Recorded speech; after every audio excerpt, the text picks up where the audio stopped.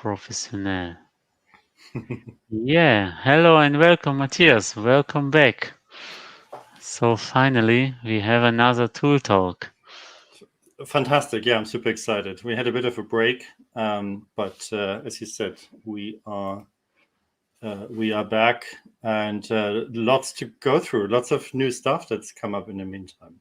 Yeah, I've seen you at already in person. Actually, that was a premiere at Datagrill, but I've seen you also at lots of events. So Power BI Tools is getting to conquer the world, and yeah, maybe the most useful tool for enterprise Power BI users. Yeah, and I think now the stage is yours. You Okay. can share your screen, and I'm excited what you have to tell us today. Fantastic. All right. So let me see if I find the right button. Share screen. Sorry, this is the piece. I think it's that one. For some reason, there is no confirm. Am I already sharing? No, I don't see the screen. Which I I'm, can. It's I'm looking. I think my browser window is too small. Here we okay. go. I didn't see the share button. Okay, I've got it now. Right. Yeah, now So right. I've So got you. Now you sorry. should be visible. Okay, And here we go. let's go. Cool. So you should be looking at Power BI Desktop here. Want to talk about two things today. The big one is bookmark support in pbi-tools. And then another one is a practical tip, basically, in terms of using VS Code shortcuts to actually simplify life with pbi-tools. So let's look at bookmarks to start with. I did a little overview page here. Specifically, Guy in a Cube, Mastering Bookmarks. I put a link here. Anyone who wants a fantastic overview in terms of what bookmarks do and how do they work from a UI perspective, absolutely check that one out. It's 10 minutes or so, and highly recommended. Then the other link here is the official Power BI docs. But what I want to talk about, however, is how bookmarks look like from underneath, right? So what's the JSON markup we're getting for bookmarks, and what can we do with that? How can we interpret it? So just as a quick recap, that's the oopsie, sorry, I always mess up my here we go, my keys. So that's the context menu you get when selecting a bookmark in Power BI Desktop. There are a bunch of options: data, display, current page, and then down here there's a choice between all visuals and selected visual. So just something to keep in mind, because we'll see that in terms of the underlying JSON in a second. Also as a reminder in terms of what bookmarks do and don't do, I put this here. Bookmarks basically capture, if you want to, filter or slice a state, what the current page is, the selection state for visuals. So for instance, if you select a particular category in a column chart or so, that's captured as part of the bookmark. Visibility, so whether or not a particular visual is hidden or not, and also the focus or spotlight view is captured. What isn't captured are report level filters, as an example. So they are never contained in a particular bookmark. So this report here has a few bookmarks set up. And something very simple. I've got here, this is pretty much Bookmarks 101. I've got a square and a circle on a page, and then I created bookmarks allowing me to show or hide them. That's pretty much using visibility. Again, we'll look into the underlying code for that in a second. The other example is slightly more interesting. In fact, that's an example we're using at my workplace, and we have done so for quite a while.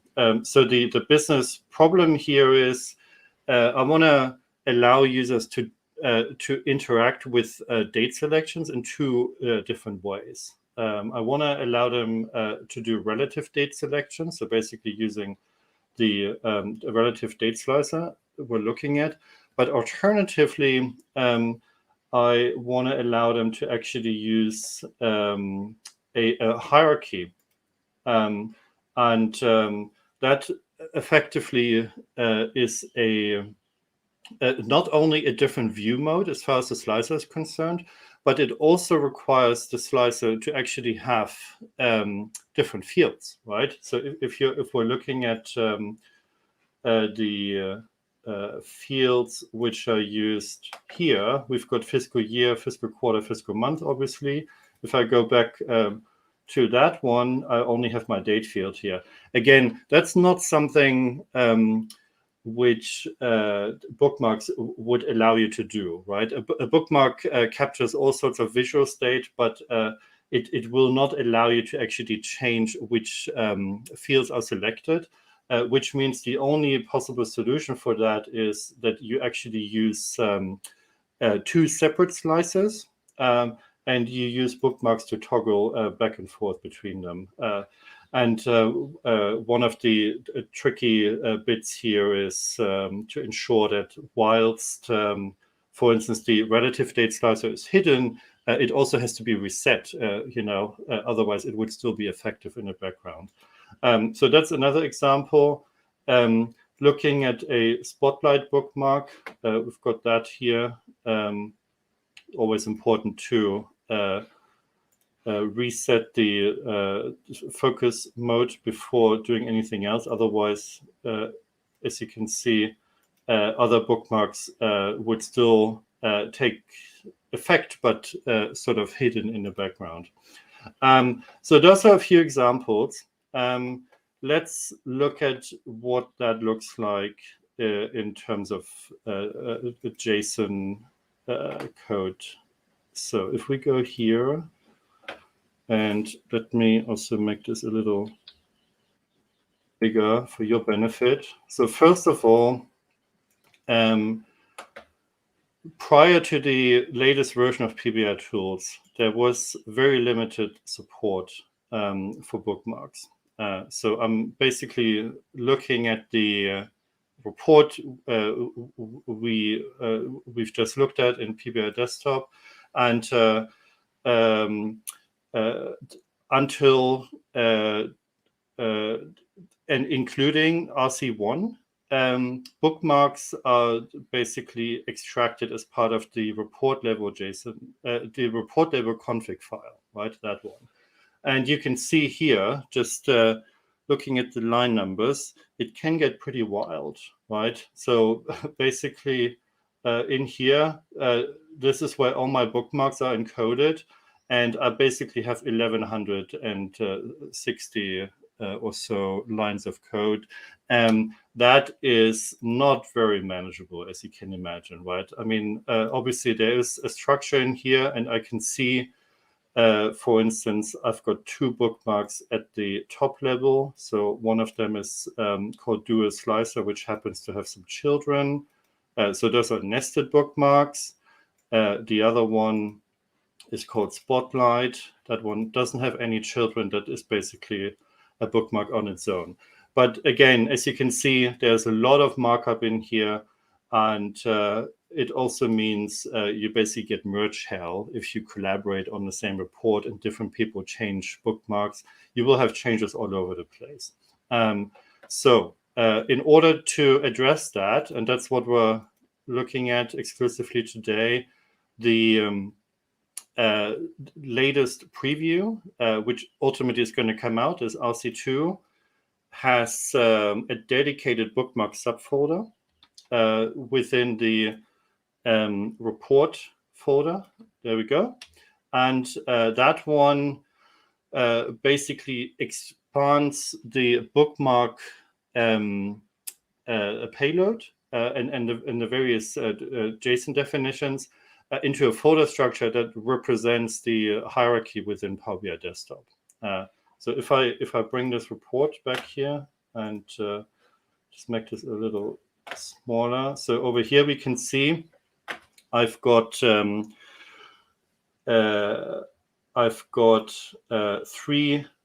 top-level bookmarks, all visuals, mode, dual slicer, filters pane. We can see exactly that over here. All visuals, mode, dual slicer, filters pane, right? If I then open up dual slicer as an example, that one has 3 children, spotlight, fiscal hierarchy, and relative date. We've just seen that. If I go into the source code view, that's precisely what's happening, right? We've got spotlight, fiscal hierarchy, relative date.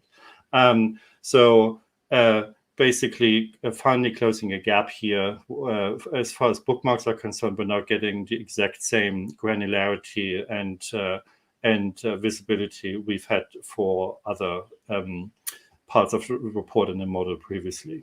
So that's that. And it works both ways, right? So if you extract, you get this. If you compile, it all goes back into a PBIX file. So what do bookmarks look like internally? So each one of them is represented in JSON like everything else in reports. This one is just a grouping folder, if you will. So there is nothing else to it other than the display name and an internal name.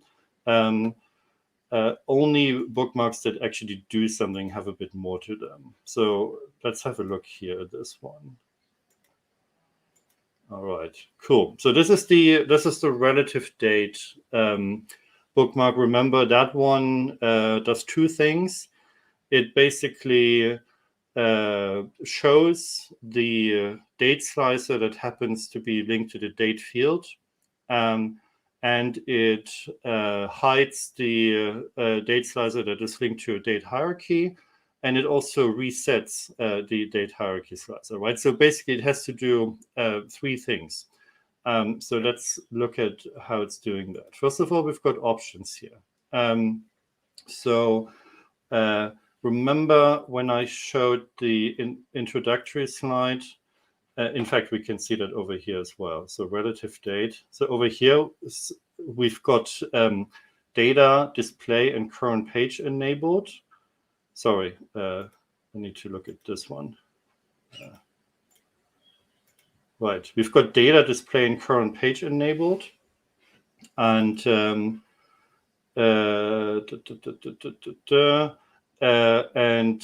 over here we can see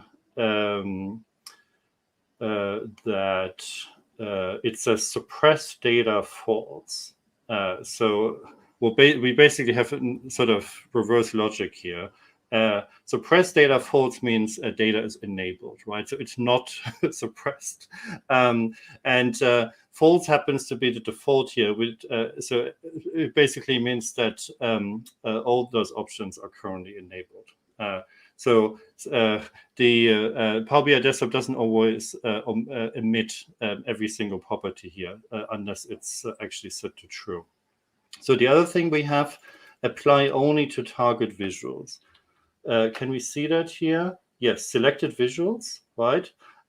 This is actually very interesting, and this is where pbi-tools comes in super handy, right? Because first of all, selected visuals is probably the option you're always going to work with, right? All visuals has very limited practical use cases.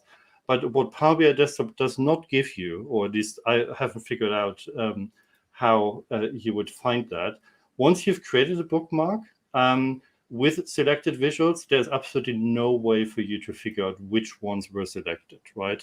You sort of have to guess or you have to remember. But you can see I've got my selection pane open here. So even though I've got the bookmark selected, it does not tell me, right? It's basically write only. It will never come back and tell me what it was.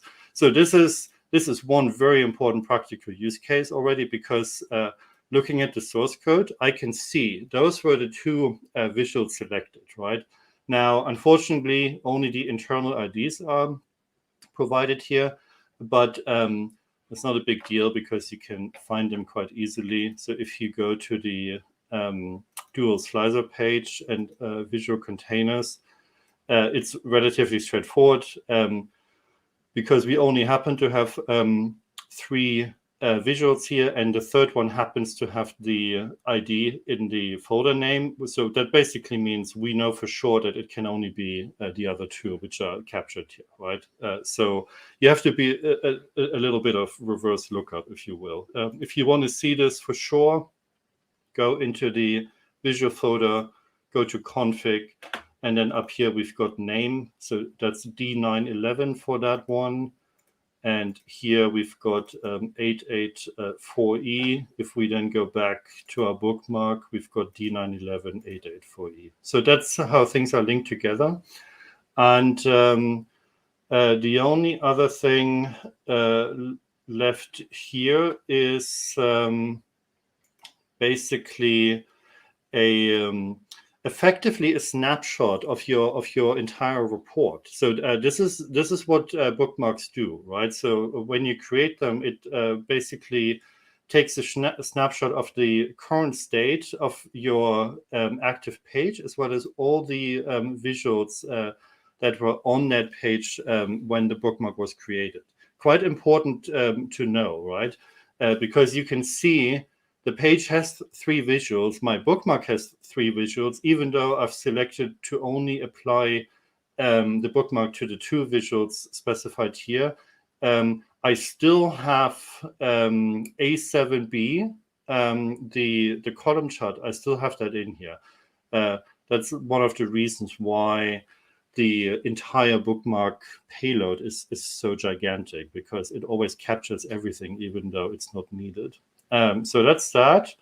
If we then go into this one, so this is one of the slicers. Let's see what we've got here. So we've got filters.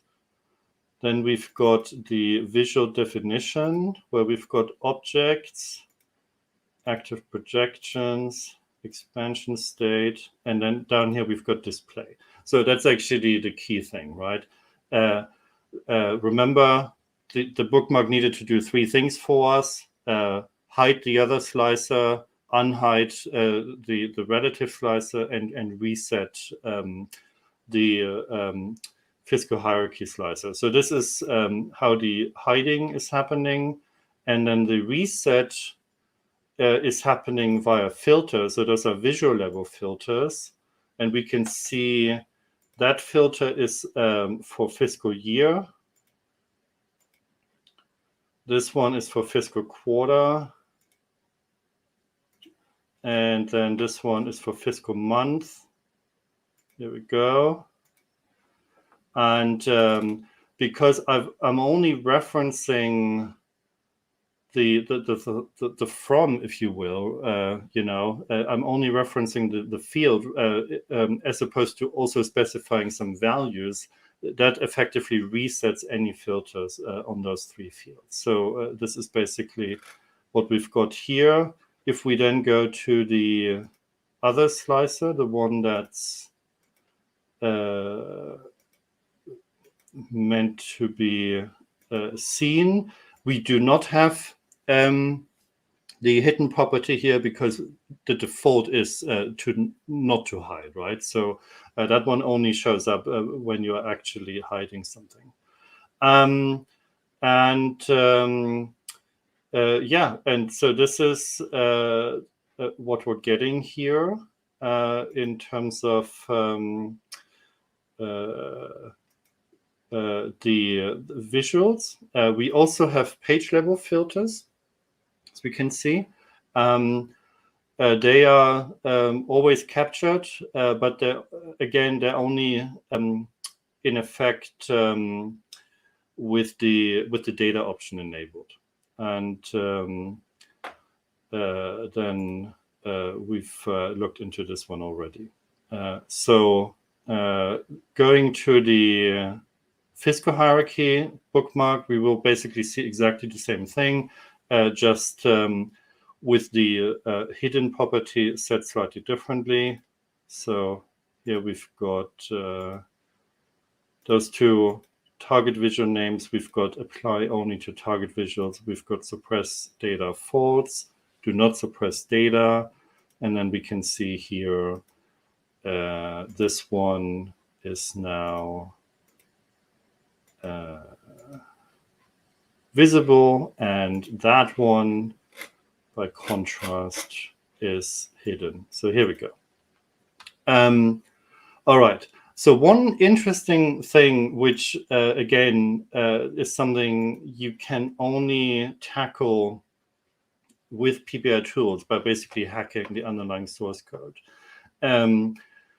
is the filter pane, and whether or not it's actually expanded or collapsed is always captured as part of the bookmark definition, which is something which is super annoying if you only use Power BI Desktop. So basically, currently we can see the filter pane expanded, right?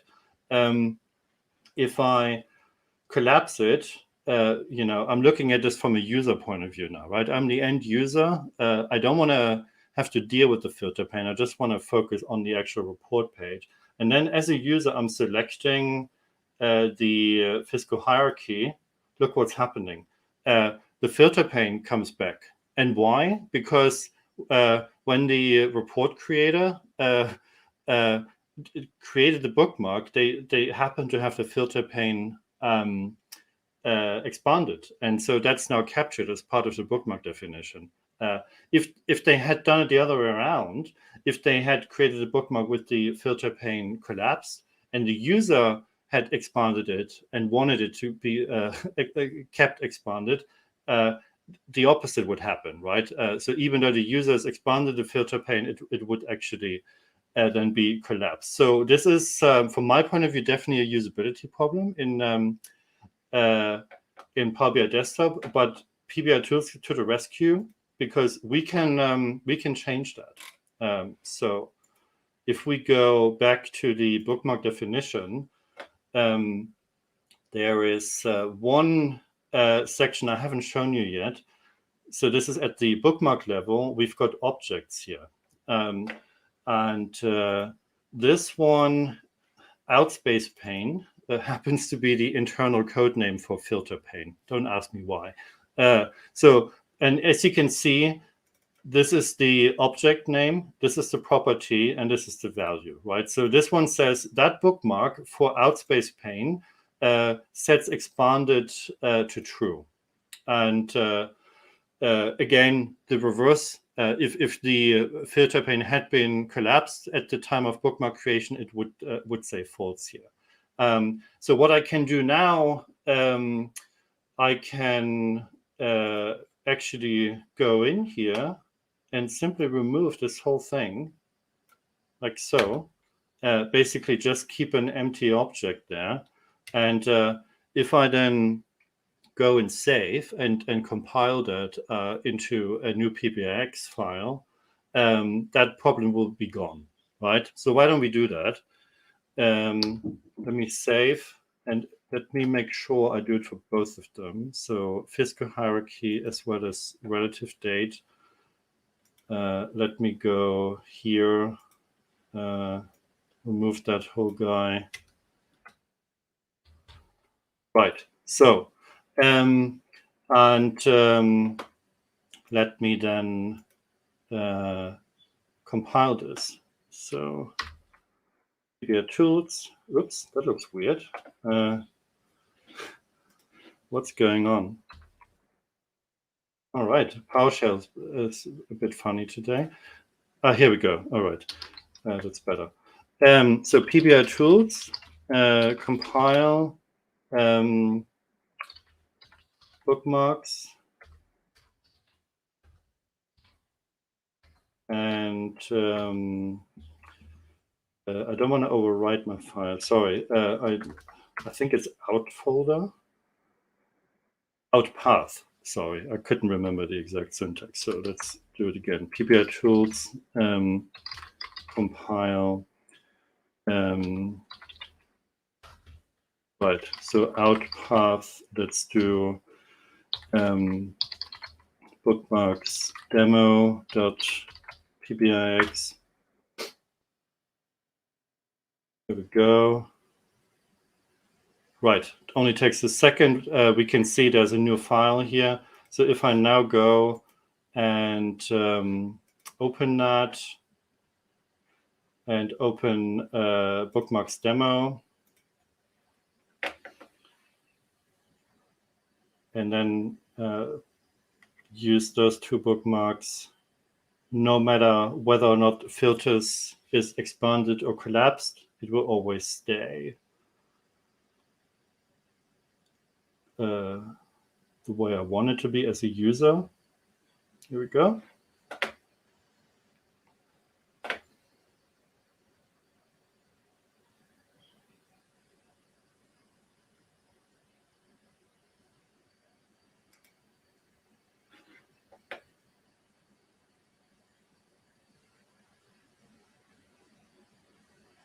All right. Cool. So I'm on the right page already. And if I go to bookmarks, right. So I've got this expanded. If I go to Fiscal hierarchy, it stays expanded. If I collapse it and I go to relative date, it stays collapsed. If I go back to hierarchy and it is collapsed, it stays collapsed. If I've got it expanded and I go back, it stays expanded. There we go. So it's one little trick where sort of hacking the underlying source code can be quite valuable. But nonetheless, even just for visibility and for change tracking, particularly since bookmarks are such a black box, right? As we've seen, in the UI, you have no way of knowing whether a developer, may have updated a bookmark, but with the wrong visual selection, for instance. For that one, pbi-tools is going to be incredibly handy because you can see precisely what's changed there. Could do a little pause here if there are any questions? Yeah, great show so far. It's you also have shown why I try to avoid bookmarks as much as possible because of the maintainability and the lack of transparency, I think. But yeah, they are also useful. You've shown this use case, and yeah, quite impressive. And yeah, I'm still waiting if some questions are incoming. We have some new viewers today. So yes, you can use Power BI without Power BI tools. It's possible. Power BI tools are for enterprise environments to ensure version control and to make some cool hacks like the one you have shown us. Definitely a usability failure by Microsoft that is fixed by a passionate developer like you. Do you had to reverse engineer it all the way, like from this big JSON? Okay, so you just get this big one and reverse engineered it and created it by yourself. I think. Yeah, absolutely. Yeah, originally that was much harder because again it was such a big JSON blob. Nowadays it's so much easier because of improved readability, right? With having bookmarks expanded here. I think there are quite a few more things we could look at, but just in the interest of time, unless there are any a lot. I think the next time I will announce just one topic of you, because I already announced that you show us also some shortcuts in Visual Studio Code. So I think then I will also. let's do that say hello quickly. to the community afterwards, and I think Mhm. I will let you the stage for now to show the shortcuts. Fantastic. So, in fact, I'm going to stay in that project. And what I've just done when I wanted to recompile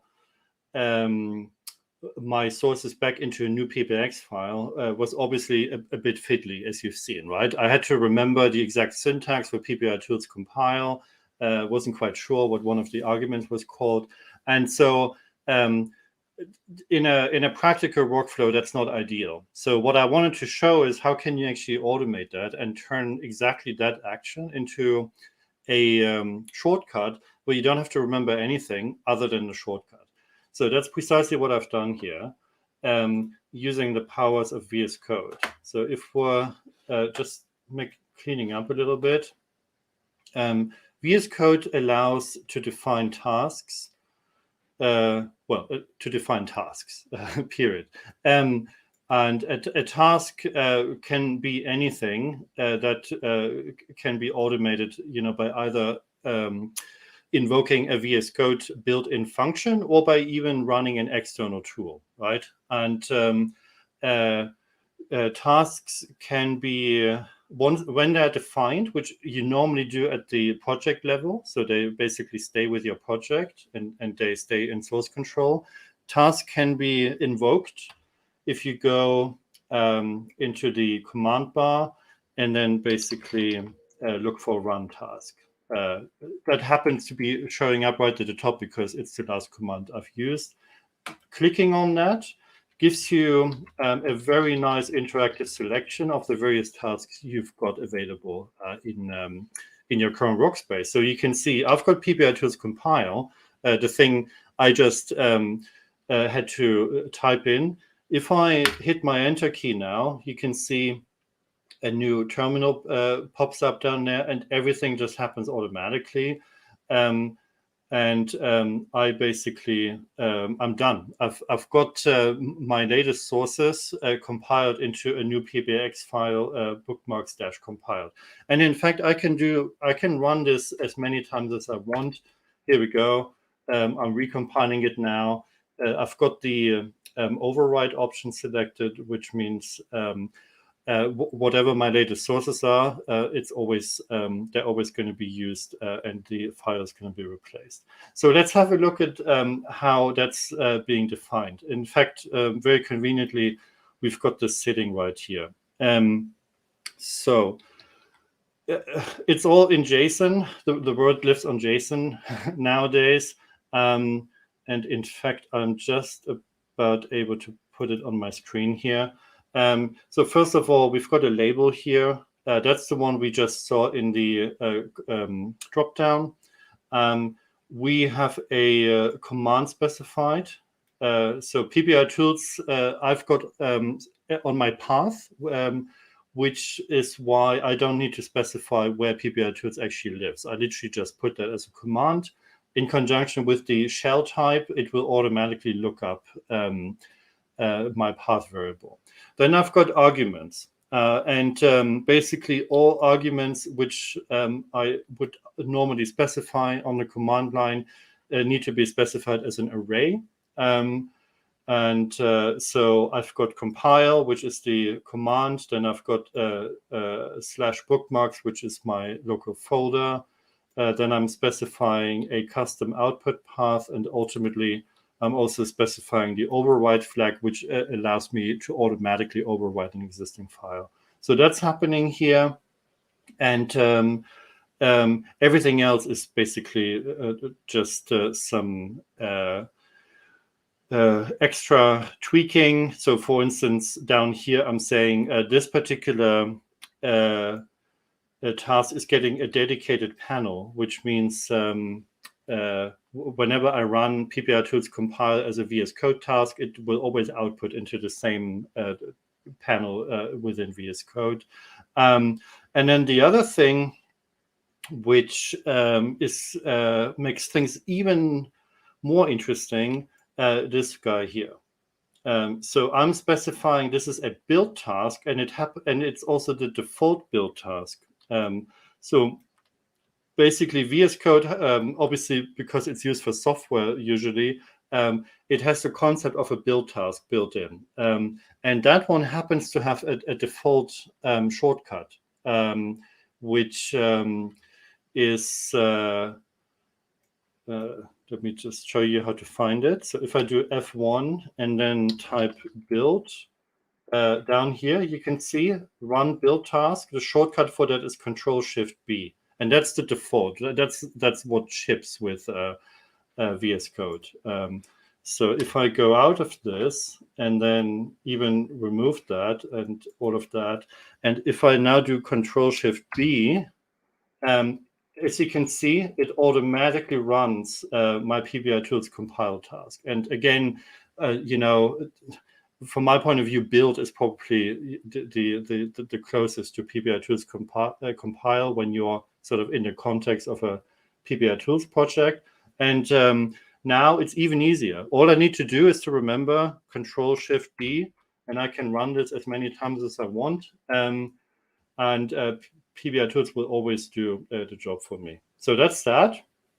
Now, we also saw there were a few more tasks available here. So again, if I do this, I also have pbi-tools extract and pbi-tools info. In terms of how they're defined, it's very similar. pbi-tools extract basically has different arguments, otherwise it's all the same. And then pbi-tools info is even easier because it only has one single argument. Now, there's only one default build task, obviously, right? So if I want to create shortcuts for those additional tasks, I need to create custom shortcuts. And that's precisely what I've done here. So for info, the shortcut I've defined is Shift, Windows, and I as in info. I'm just clicking that now, and you can see because I specified dedicated panel, they both show up side by side now. So I can actually click back and forth. And info is particularly relevant because I may want to look at the process ID in order to use the pbi-tools watch mode, right? Which currently requires process ID. So that's that. And extract, the shortcut is same, Shift, Windows, and E. And it basically does an extraction of that file, which also means that the manual change I did earlier by removing the filter pane state will now have been reversed, right? Because I didn't change it in that file. I only changed it in the demo file. Let's see if that's the case. Report, bookmarks, dual slicer. Here we go, right?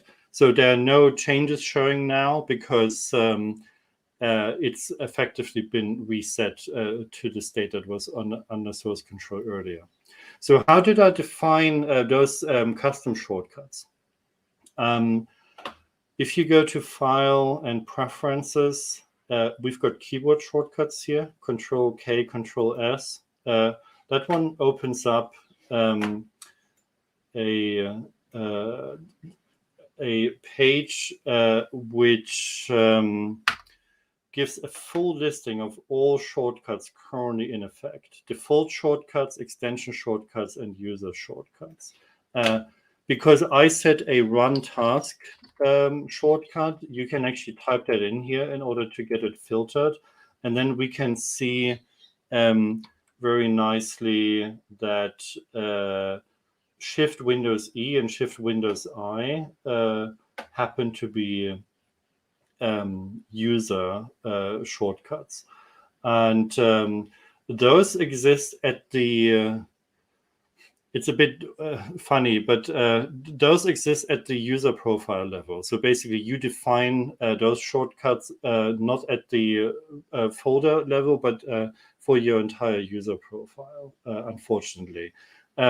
So But how can you see how that's defined?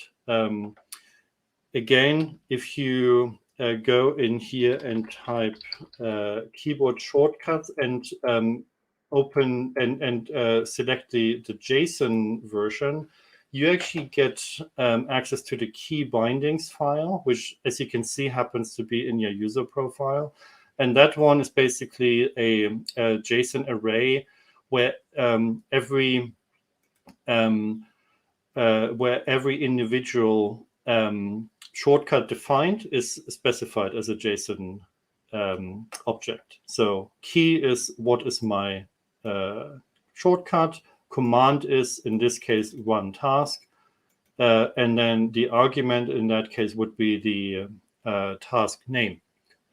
So what I'm doing and what I would recommend as a pattern to basically have those shortcuts defined as standards in your user profile, and then to ensure that every individual project you're working with always has the pbi-tools info as well as pbi-tools extract tasks defined, right? For pbi-tools extract in particular, obviously you need to specify the file you want to extract. So that would always have to be project specific. That's not something you can do globally. And so with those two things in place, basically a repository that has matching tasks as well as your user profile with those shortcuts, you've got you've got a pretty good extra level of automation here, right? And in terms of reference, first of all, there is the Visual Studio key bindings page, which explains the syntax, for instance, and which keys can be used and what's accepted and all of that. And then there's the tasks page, which talks about the task syntax and how you basically define those tasks in your task.json project file.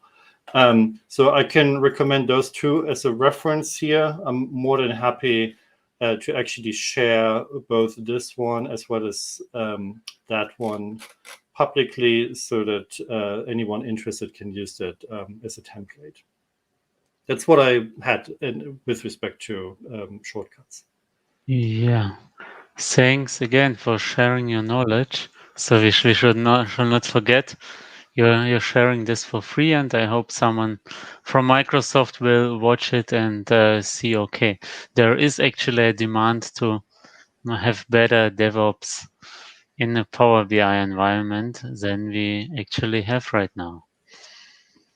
Yeah, Matthias, thanks a lot. And yeah, I think we had some viewers today. No questions so far, but I have the colleague I can introduce. I just put you in a stream because your cam is already on. Hey, another Matthias is here. It's a new colleague of me. So thanks for watching. How do you think about all this yeah, crazy enterprise level stuff?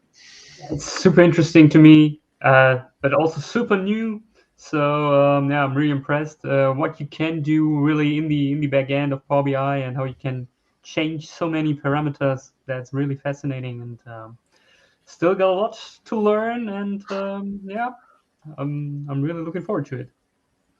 Yeah, Andrea, if you unmute yourself, I can also push you in, but if not, so thanks for watching and thanks to all the others anonymous persons for watching. I see the numbers, but I don't see you. So there are some people around, even in summer. It's great. There's still so much passion about Power BI, and yeah, keep watching all the events. And if you want to know more about bookmarks and usage of it, watch the last Thinkers talks or some guy in the cube videos or yeah, how to Power BI and other channels. And there are lots of great material around. And Matthias, we will see you again next week, I think. Absolutely, looking forward to it.